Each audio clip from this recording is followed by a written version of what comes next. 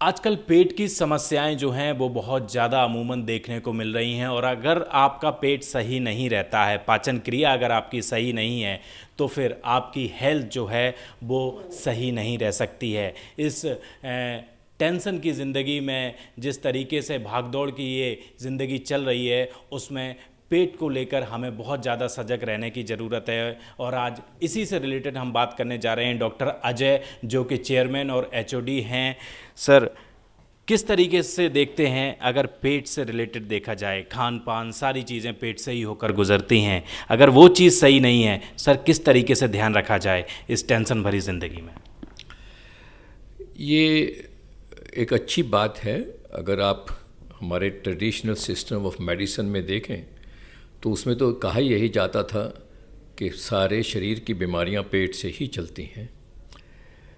पर अगर हम वैसे स्पेसिफिक डिजीज़ में आ जाएं, मुंह से लेकर नीचे तक पूरी आंतड़ियों की जो बीमारियां हैं उनका एक लाइफस्टाइल के साथ में एक अच्छा संबंध है। उदाहरण दें, अगर हम ऊपर से शुरू करते हैं, जिसको आम भाषा में एसिडिटी कहा जाता है, पेशेंट को जलन होती है, दर्द होता है, खाने से डकार आते हैं, खाना हज़म नहीं होता है, इस तरह की बातें।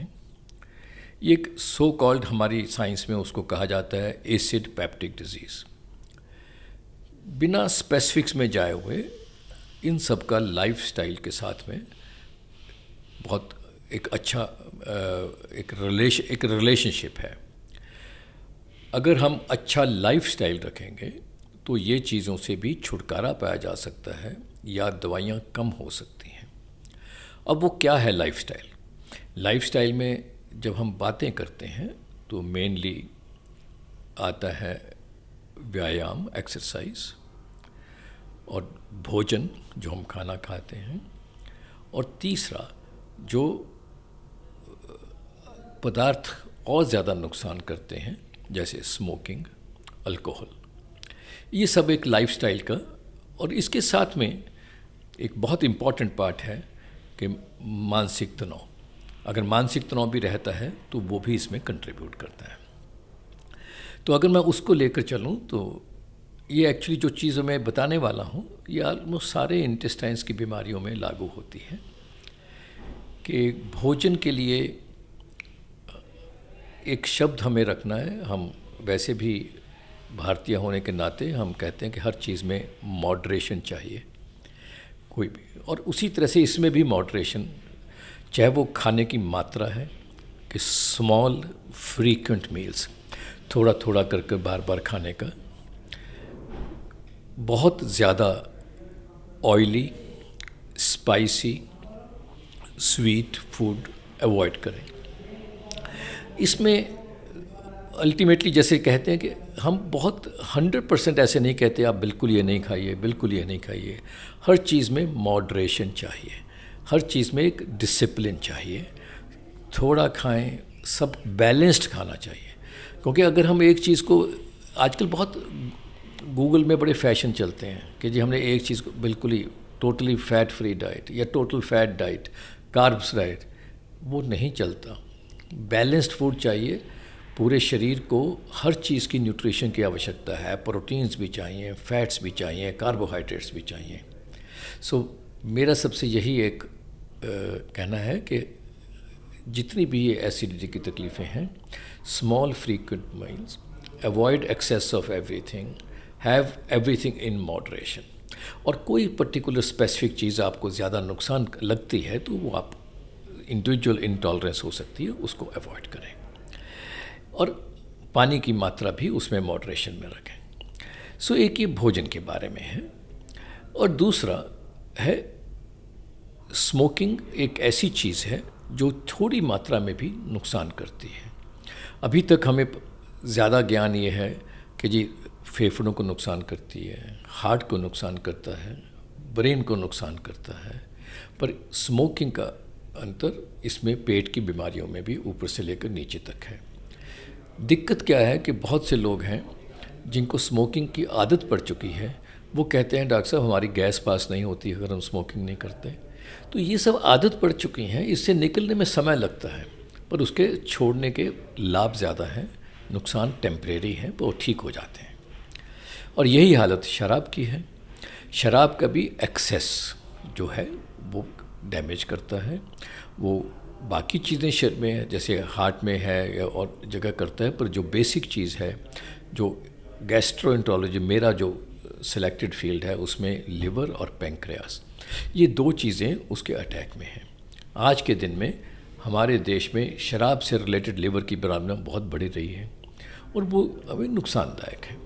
तो मैं इसकी बहुत डिटेल में नहीं जाना चाहता हूँ क्योंकि ये एक बहुत बड़ा विषय है, पर ये एक बहुत सीरियस विषय है।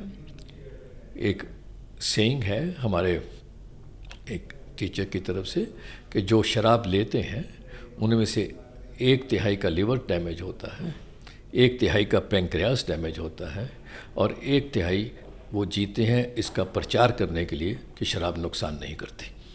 पर आज हमारे पास कोई ऐसा तरीका नहीं है कि हम पहले बता दें कि जी हाँ, ये शराब इसको नुकसान करेगी या नहीं करेगी। तो जैसे ही हम नीचे जाते हैं तो आगे जाकर जो एक सबसे बड़ी प्रॉब्लम है IBS, irritable bowel syndrome, intestine की एक जिसको गैस की प्रॉब्लम कह देते हैं, उसके साथ में कॉन्स्टिपेशन भी होता है, डायरिया भी होता है, ब्लोटिंग है, फ्लैटुलेंस है, ये उसके बहुत से आयाम हैं। दवाइयों का इलाज अलग है, पर उसका भी एक कॉर्नरस्टोन लाइफस्टाइल चेंजेस हैं। वो है एक्सरसाइज, वो है डाइट में जो एडवाइस मैंने की है वही उसी तरह से रिलेटेड है। उसमें भी स्मोकिंग, अल्कोहल उसका पार्ट प्ले करती है। इन सब बीमारियों में एक मानसिक तौर से स्वस्थ रहना बहुत आवश्यक है, रिलैक्स करना। उसके लिए हमें जो भी एक लाइफस्टाइल के आजकल के जो उन्होंने पूछा कि आजकल के वातावरण में जब सब जगह होड़ मच रही है, हर जगह अगर मीडिया वाले TRP की बातें करते हैं तो इधर पैकेजेस की बातें होती हैं और हर तरह से एक होड़ है, बीमारियों की टेंशन, महामारियों की टेंशन और बच्चों की एजुकेशन, सब जगह से परेशानियाँ हैं। पर साफ ये है कि हमें इस सब वातावरण में स्पिरिचुअल होकर एक मानसिक शांति रखना आवश्यक है। रेगुलर फिज़िकल एक्सरसाइज करना ज़रूरी है, चाहे उसको सिंपल ब्रिस्क वॉकिंग करिए, योगासन करिए, प्राणायाम करिए, ये सब चीज़ें आपको शरीर को स्वस्थ रखने में हेल्प करती हैं। सर, आपने अल्कोहल की बात की। लोग कहते हैं कि अगर कम मात्रा में ली जाए तो वो दवाई के रूप में भी काम करती है। इस पर सर कुछ कहना चाहेंगे? आपने एक दिलचस्प सवाल पूछा है। ये बात सही है कि इस तरह की कुछ स्टडीज़ आई हैं। इसको मैं 2-3 जगह से तरह से एड्रेस करूँगा। पहली बात कि जितनी भी ये स्टडीज़ हैं, majority these are retrospective observational studies, तो इनकी एक मैथमेटिकल स्टैटिस्टिकल वैल्यू बहुत ज़्यादा अच्छी स्ट्रॉन्ग नहीं है। और दूसरी उसमें बायस भी है बहुत जगह। अगर आप देखें कि एक स्टडी आई थी जिसने ये कहा कि थोड़ी सी मात्रा में शराब, अगर शराब के कारण लिवर बीमारी है उसको दो तो वो बेटर रहते हैं। वो कहाँ से आई? फ्रांस से। अब फ्रांस में तो कोई एक गिलास ऑफ वाइन के बिना जीता ही नहीं है। तो ये उनका एक नेचुरल बायस है वहाँ पर, और कहीं से ऑथेंटिकेट नहीं हो। तीसरी बात, मैं एक बात आपकी बात मान लूँ कि थोड़ी सी मात्रा में शायद वो फ़ायदा हो, पर अगर आप देखें कि शराब के कारण जो लोग शराब लेते हैं, जब वो शुरू करते हैं वो ऐसे ही शुरू करते हैं, पर कौन व्यक्ति उसका एडिक्ट बनेगा, कौन व्यक्ति उसकी ज़्यादा मात्रा में चला जाएगा, वो आज के दिन पर हमारे पास ये ऐसा मेथड नहीं है कि हम उसको प्रेडिक्ट कर सकें। It is in the genes, it is in the mind. और ये वर्ल्ड ओवर एक्सपीरियंस है कि जो लोग ज़्यादा पीते हैं वो शराब बंद कर सकते हैं, कम नहीं कर सकते, क्योंकि वापस वहीं पहुंच जाते हैं। तो ये एक बड़ा डेंजरस चीज़ होगी अगर इस चीज़ को प्रोपेगेट किया जाता है कि जी थोड़ी सी मात्रा में शराब लें तो उन्हें फ़ायदा करेंगे, तो क्योंकि आप प्रैक्टिकल से रियलिटी से दूर जा रहे हैं। सर, एसिडिटी की बात की। आजकल एसिडिटी की समस्या इतनी ज़्यादा है कि लोग समझ नहीं पाते हैं। अब अगर फॉर एग्जांपल बात करें, पहले क्या होता था कि गैस पास नहीं हो रही, लोग कहते थे। अब सर जब वो एसिडिटी बनती है तो कई बार पीठ पे इधर ये घूमती है, लोग अंदाज़ा नहीं लगा पाते हैं कि आखिर प्रॉब्लम क्या है ये। अगर इसको लेमैन में थोड़ा सा अगर आपको समझा सके सर। देखो, पहली बात तो ये है कि जो इस तरह के लक्षण हैं कि कभी पेन यहाँ गया, पीछे गया, किसी के सिर में गया, किसी के कान से निकल रही है हवा, कुछ है, ये सब चीज़ें स्पेसिफिक गैस्ट्रोएंटरोलॉजी की गैस और एसिडिटी से संबंधित नहीं हैं। मेरे ज्ञान में कोई ऐसी गैस नहीं है जो इस तरह से पास होती हो या ट्रैवल करती हो। अगर हम इसको एनालाइज करें तो 90% टाइम पता चलता है ये सब एंग्जाइटी सिम्टम्स हैं। और जो एक्चुअल जो हम सो कॉल्ड एसिडिटी और गैस्ट्रिक कहते हैं वो एक पेट से रिलेटेड जितने भी हैं, पहले जैसे मैंने बताया कि लाइफस्टाइल चेंजेस हैं, अगर हैं तो कुछ और भी चीज़ें हैं, जैसे बहुत ज़्यादा पेन किलर्स खा लेना वो भी पेट को ख़राब करते हैं, ज़्यादा एंटीबायोटिक्स हों वो भी पेट को टेम्परेरी ख़राब करते हैं। तो इस दवाइयों भी एक अच्छी टॉक्सिन है। और उसके बाद भी अगर सिम्टम्स परसिस्ट कर रहे हैं, बहुत सी ऐसी सीरियस बीमारियां भी हो सकती हैं जो ऐसे करें तो अपने डॉक्टर को कंसल्ट करें।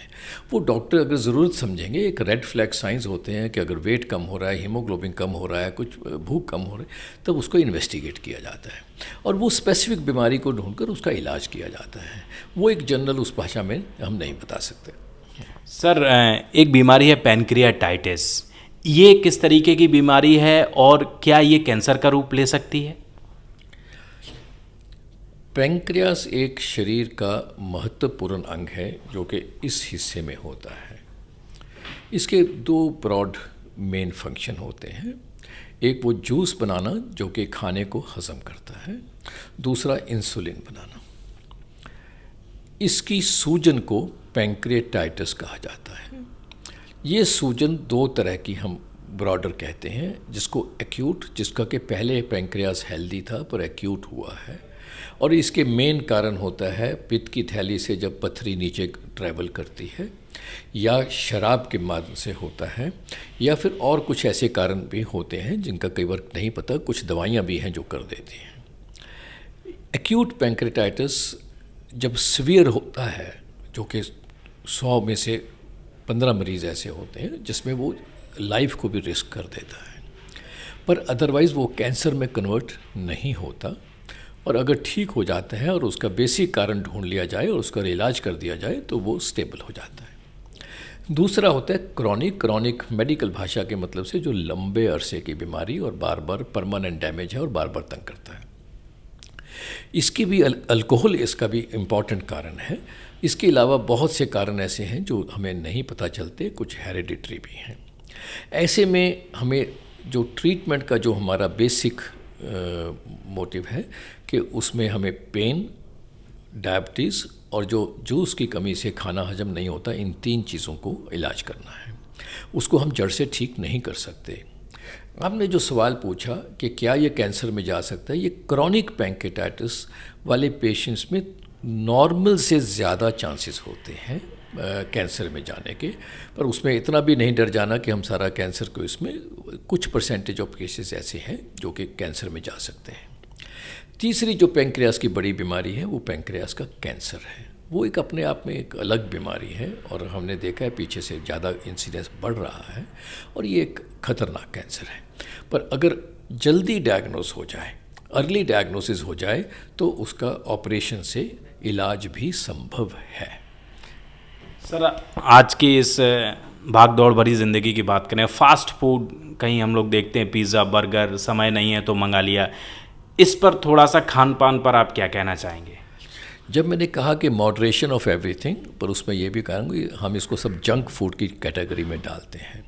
उस जंक फूड की कैटेगरी में वंस इन ए वाइल ये लग्जरीज कहो, इनडिस्क्रिशन कहो, ये अलाउड है, पर it can not be your regular food. जी, बाहर के और घर के खाना खाने में दो चीज़ें मेन होती हैं। पहला सबसे बड़ा सफाई, अगर साफ़ है कि नहीं, और वो आपको मुझे कहने की आवश्यकता नहीं है कि अगर खाना साफ़ नहीं है, मक्खी मच्छर बैठा है, कोई स्टेल है, तो वो खराब करता है। और दूसरी बात जो आती है कि जब जो तली हुई चीज़ें होती हैं, वो उसी तेल को बार बार उसी को पकाना, वो एक नुकसानदायक है। उसमें सब तरह की जो बैड एलिमेंट्स हैं तेल के वो आते हैं। तो बाहर में वही चीज़ आप घर में पका कर खाते हैं तो ठीक है, बाहर खाते हैं तो खराबी है, वो उसका ये उसमें एक्सप्लेन होता है। तो इसको भी अब कैसे रेगुलेट किया जा सकता है, मैं इसके बारे में नहीं कह सकता, पर ये एक बहुत बड़ी समस्या है। सर एक सवाल और है, लाल मिर्च सर कितनी खतरनाक है सर? देखिए ऐसा है कि खतरनाक वाली कोई बात नहीं है। बहुत सी दुनिया है जो ज़्यादा खाते हैं, कम खाते हैं, अपने अपने एक टॉलरेंस की और स्टेट की बात है।